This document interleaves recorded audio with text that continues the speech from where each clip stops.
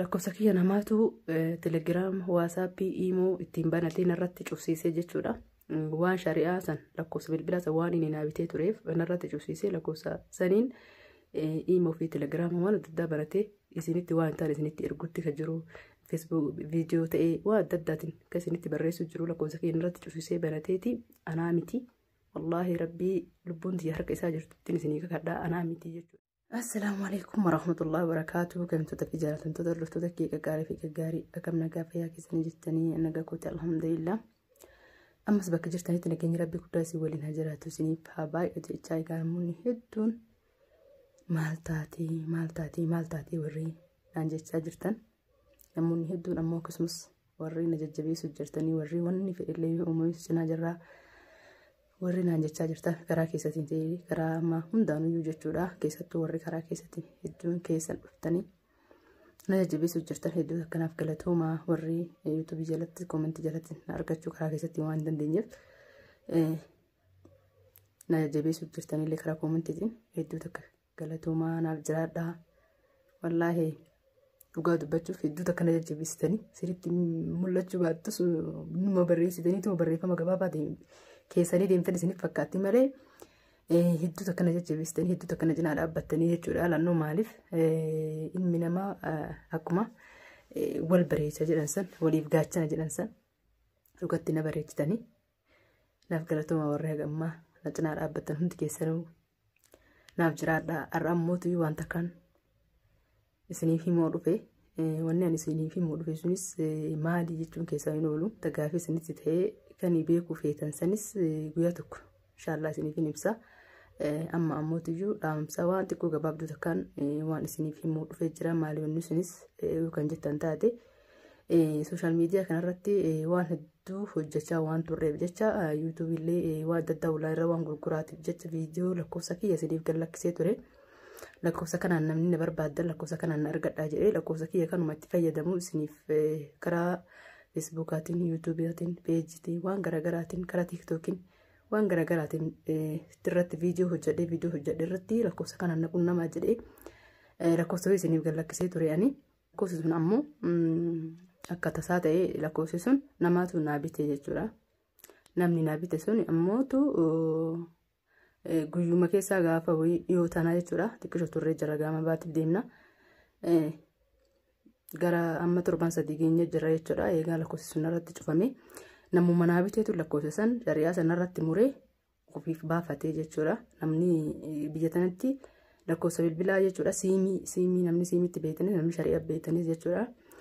Shari'aa tiyya san kaniifin waan adda addaa irratti isiniif gallakkisee namni na barbaadan karaa kanaan na qunnamuu dandeessanii namni yuutuubii gurguraa feetan akka sa'aatii sabskiraayibiin guutee montaazishin akka ta'e namni bitachuu barbaadan karaa kanaan na qunnamaa jedhee namoonni hedduun karaa saniin na qunnamtanii karaa sooshaal miidiyaatiin karaa lakkoofsaniitiin namoota hedduu wal barree waliin haasa'uu turre.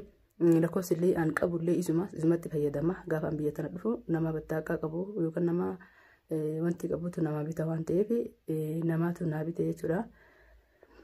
Amma ammoo akka tasaa ta'e namni sun waan irratti cufsiiseef lakkoofsa san baafateef jecha jechuudha. Lakkoofsa Yaman moobaayil kadhumti 58 namoonni hedduun ni beektanii warri sooshaal miidiyaa fayyadamtan egaa viidiyoo gadhiisee peejii irratti amma duraa gara nama 40,000 fi kana fa'aatu ilaalee achirraa nama hedduutu na dubbisee ammas peejii kiyya jala ture. Peejii kiyya kaamilaatu akka jedhu fooloo 46 akka qabu isatu kiyya 47 akka qabu jechuudha. Isatu kiyya achi jala ture. Achi jalatti hidhadhee waasaappiin namoonni feesbuuk san seenan hundinuuyyuu karaa sanii naa seenuu turanii karaa lakkoofsa saniitiin jechuudha. Gabaabdumatti wanni isiniin jechuu fedhe lakkoofsa saniin namoonni hedduun na dubbisaa turtan amma ammootiyyuu namni isin dubbisaa jiru anaa miti. Wanni isiniin jechuu fedhe jechuudha.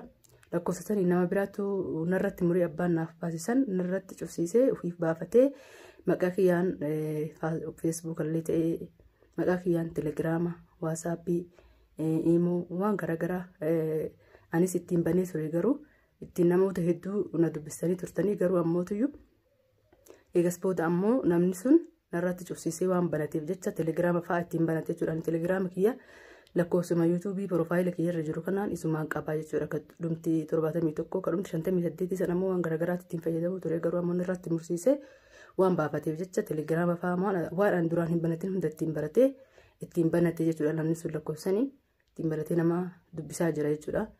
Namni inni dubbisu jiru ammoo tuyyuu namoota ana fakkaatee jechuudha.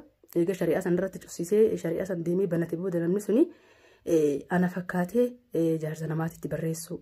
Akka waan kaamilaan jaarsa namaa nama jalaa jana janti akka jedhaniif haa ta'u maaliif akka taateen beekni namoonni hedduu waan akka namaa nutti ergitaa karaa waasaappiitiinis ta'ee karaa telegiraamaantii kiyyaatiin miseenjara kiyyaan dhufanii dubbisanii maaliif waan akkanaa nutti barreessitaa maaliif waan akkanaa natti ergitaa warri naan jettan dhugaa dubbachuuf waan isinitti ergame beekuu baadhus wallaahi anaa miti jechuudha namni isinitti barreessu jiru.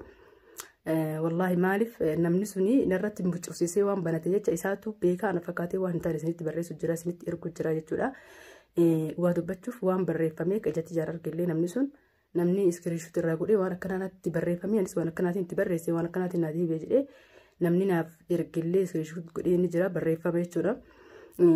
Garuu mootuyyuu viidiyoo isinitti ergamite suuraa isinitti ergamite wallahi wanni ani irraa quba qabu hin jiru jechuudha. Rabbiin lubbuun tiyya harka isaa jirtu inni isinii kakadhaa wallahi anaa miti jechuudha. Namni lakkoofsa kiyyaa nama biraattu itti nama ittiin barreessu jira waggaa yoo xiqqaate waggaa lamaa olii fi lakkoofsa san anaatu itti fayyadamuu ture. Garuu ammoo amman anaa miti jechuudha. Namoonni waan akkanaa maalitti barreessitaa waan akkanaa maalitti ergitaa waan akkanaa maaliif wanni daddanaan jechuun jirtanii wanni isinitti ergame suuraa fi wanti hin beeku jechuudha. Qabiriiti jandhabuu tanaa garuu suuraa isinitti ergame viidiyoo isinitti ergame barreeffama isinitti barreeffame kan nama muraasaan malee nama hedduu beekuu hin dandeenye jechuudha. Maaliif waan akkanaatti barreesse wanni isinitti barreesse sun maali yoo jedhee nama san gaafadde khalaas eegas hin ta'in dhiisii namoota hedduu karaa keessatti waan kan ifa godhee fi ture garuu ammoo namoonni waan nama baay'ee ta'eef jecha namni kun ammoo tuyyuu qaanfateetuma waan useef jechaan akka haala kanaan viidiyoo isiniif hojjedhe silaa lakkoofsi kiyya sun sooshaal miidiyaa irra duraa gallakkisuu baadhe amma rakkoo hin qabu jechuudha. Sila duraan gallakkisuu baadhee amma nama hundaaf ibsuuf hin dhimmamu jechuudha. Namuma muraasa warra as keessa wal beeknu qofa garuu ammoo tuyyuu sooshaal miidiyaa irratti lakkoofsa waan gallakkisee ture waan namni hedduun beekuuf jechuudha. Namoonni hedduun maaliif waan akkanaa nutti barreessita jedhanii naaf himan malee kanaaf hin himne illee hedduutu jira jechuudha. Saniif wallaahi akkumaan dura isiniin jedhe isiniif kakadheetiin jira anaa miti jechuudha. Namaatu maqaa kiyyaa waan akkanaa barreessutti jira. Dubartittis ta'ee dhiirattis ta'ee barreessutti jira. Kaamilaan waan maaliif waan akkanaa jarki barreessitii yoo keettan taatellee yookaan ammoo maaliif waan akkanaa wanti gootii warri dubartittis ta'ee dhiirattis ta'ee hundumaan keessanuu kan jaarsa namaatis hin ta'e walumaa galattuyyuu jechuudha. Namni lakkoofsa kiyya yamman mobaayil 77 dhumtisa 58 isinitti barreessu jiru anaa miti isinittis waa ergu jiru wallaahi anaa miti lubbuu rabbii lubbuun tiyya harka isaa jirtu baasii nagalchuu rabbii lubbuun tiyya harka isaa jirtu isinii kakadhaa wallaahi anaa miti namni sun nama anaa miti jechuudha. Ani dhugaa dubbachuuf asirratti isin warra karaa sooshaal miidiyaatiin na dubbisuu fi malee ifa godhuudhaaf malee irra guddaan warri asitti biyya sana keessatti waliin jiru waan hunda waan ta'aa jiru waan quba qabaniif jecha irra guddaan nama warri wal beeknu jechuudha. Saniif akka namni kun shari'aa sanarratti cufee baafatee nama biraatitti illee ittiin barreessu jirullee namni hedduun quba qabaa jechuudha. Ammoo afaan arabiitiin nutti barreeffamaa jira warri waasaappi illee jedhu ni jira.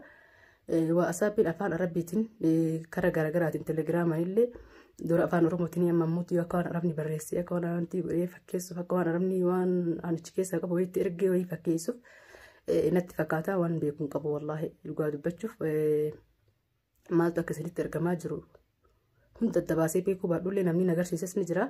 Garuu ammoo anaa miti jechuu isiniif fedheetii wanni dhufeefi walumaa galatti namni yoo ammoo tuyyuu rakkummaan teetuyyuu kana akka jettan taate rakkoon kiyya kanaa miti. Rakkoo tiyya ammoo tuyyuu yoo rabbiin jedhe isiniif ka ibsu ta'a yoo haalli kun akkanumatti kan itti fufuu taate jechuudha. Haalli amma deemaa jiru kun namni nama miidhuudhaaf yoo karoorfatee waan godhuun dhabu tuni ammoo tuyyuu rakkoo tiyya guddoo osoo hin taane rakkoo waan xixiqqishoo boonasii isii cina deemaa jirtu tana malee rakkoon tiyyas tanaa miti. Haalli yoo wanni ayyaade akka ayyaade dubbiin ta'uu baattee haaluma kanaan kan itti fufuu taate jechuudha. Dubbiin tuni ani waan ta'aa jiru maaltu akka uumamee fi maaltu akka nama mudatee fi maaltu jiru takka lama jeetiin isiniif ibsuun kiyya dirqama jechuudha. Isiniif ibsa ammas isiniif ibsuu malee namoonni hedduun akka barnoota guddaan irraa fudhatanii isin godhaa jechuudha. Yoonii fi wanta uumamee wanta ta'uu jiru kan hunda isaa sooshaal miidiyaa irratti ol baasuudhaaf kan dirqamu taate ani waa hunda barnoota guddaa akka waan nama mudaterraa argattan namoonni hedduun akkanarraa gorfamtanii isiniif dhaamuu barbaada saniifuu akkanarraa barattanii hiikanii fi isiniif himuu taate garuu ammootuyyuu yoo haalli kun akkanumatti itti fufee isin hima malee yoo haalli kun akkanumatti itti fufuu baatee wanni kun ka dhaabbatu taate isiniif himuu dhabuu danda'a jechuudha saniif waan beekuun qabu. Kanaaf har'aaf wanneen isiniif ibsuu barbaade namoonni lakkoofsa kiyyaan isiniif barreessu jiru anaa miti nama biraati malee saniifuu maal akkanaa maal barreessitaa maal taatee jettanii warroonni na gaafattan dhiifama guddaan irraa taa'aadha. Wallaahi anaa miti kanuma isiniif ibsuu dhufe waan biraa isiniif ibsuuf hin dhufne jechuudha saniif inshaallah na hubattan jedhee yaada. Namni waan xiqqishoo takka yoo argee akkanumatti jechuudha xarafa irraa waa hedduu tanuma qofarraa waa hedduu hubachuu ni dandeessanii garuu rakkoon xiyyeeffannoo tanaa miti jechuudha. Tanuma irraa boorasiiti akkanumatti isiniif ibsu akka waan biraatti isin nan fudhannee keessanii ibsuu dhufe malee rakkoon xiyyeeffannoo tanaa miti. Saniif hanga viidiyoo biraatiin walitti deebinutti nagaan naaf jiraadha.